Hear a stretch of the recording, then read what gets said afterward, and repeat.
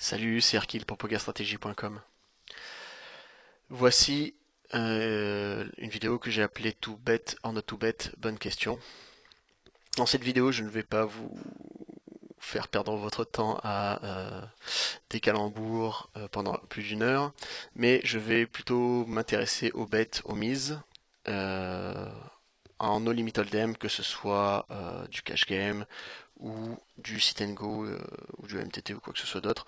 À partir du moment où on est en no limit hold'em, ce seront des concepts qui vont s'appliquer.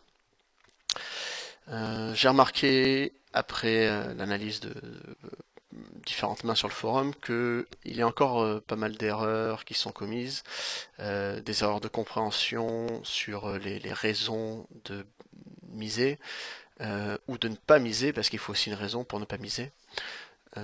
Et c'est pour ça que j'ai décidé de faire cette vidéo qui, je l'espère, va un peu vous aider à mieux cerner la question et à mieux trouver les réponses. Donc tout d'abord, je vais faire une introduction rapide où je vais expliquer pourquoi on vient faire des mises. Donc lorsque l'on lit différents articles pokerstrategy.com ou lorsque l'on lit différents livres, on va trouver beaucoup de réponses à ces questions. À cette question, on va nous parler de value sur les mains plus faibles, de fold equity sur les mains plus fortes, de protection de notre main, d'informations que l'on peut tirer, etc., etc., etc. En fait, j'aime pas donner une liste exhaustive comme ça parce que là-dedans on mélange un petit peu tout. On mélange les raisons d'une mise et les effets d'une mise. Euh, on peut alors se rendre compte que si l'on fait ça, on va avoir des termes qui seront redondants, certains concepts qui vont être compris dans d'autres et ça va faire doublon, voire plus.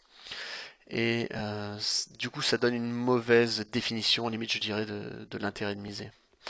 On peut réussir à trouver différentes raisons, différentes définitions, je dirais, donc je resterai avec ce terme, des raisons de miser qui sont valables.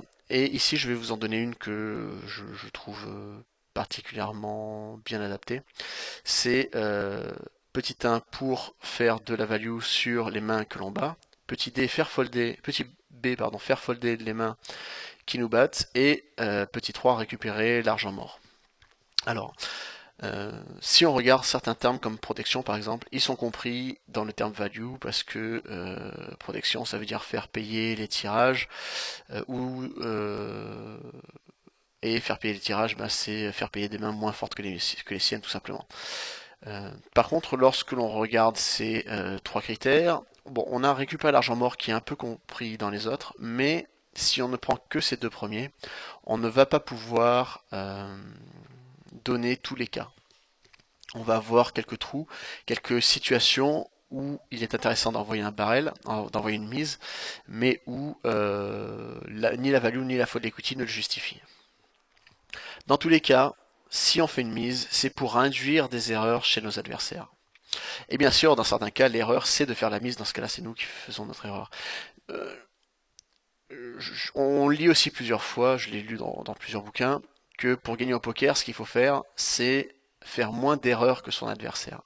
Le concept d'erreur est vraiment très important au poker. Et donc on va chercher à induire ces erreurs, à faire payer notre adversaire quand il ne doit pas payer.